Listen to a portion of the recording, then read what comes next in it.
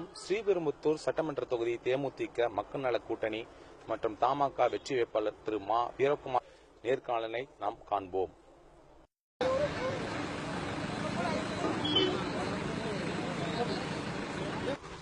வணக்கம் சார். இந்த தொகுதியோட வளர்ச்சிக்கு உங்களுடைய திட்டங்கள் என்னென்ன வச்சிருக்கீங்க?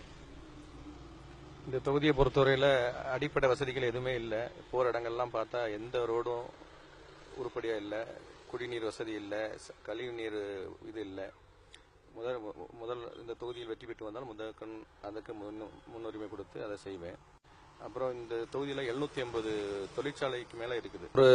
இவ்வளவு தொழிற்சாலைகள் இருந்தும் இந்த ஊருல எந்த அடிப்படை வசதியும் இல்லை. ரோடு சரியில்லை, சாக்கடை வசதி இல்லை, குடிநீர் வசதி இல்லை, சுகாதார வசதி எதுவுமே இல்லை. அப்படிங்கும்போது வெளிநாட்டு தொழிற்சாலை தான் வளர்க்கிறத தவிர இந்த மக்களுடைய வாழ்க்கை தரம் உயரல. எனவே நான் வெற்றி பெற்று வந்தால் முதலில் இந்த பிரச்சனைகளுக்கு முன்னுரிமை கொடுத்து அடிப்படை வசதிகளை செய்து கொடுக்க முயற்சி எடுப்பேன். இரண்டாவது, இந்த பகுதியில் 750 வெளிநாட்டு தொழிற்சாலைகள், உள்நாட்டு தொழிற்சாலைகள் எல்லாம் இருக்குது. ஆனா எந்த இதுலயும் இந்த மண்ணின் மைந்தர்களுக்கு வேலையில முன்னுரிமை கொடுக்கல.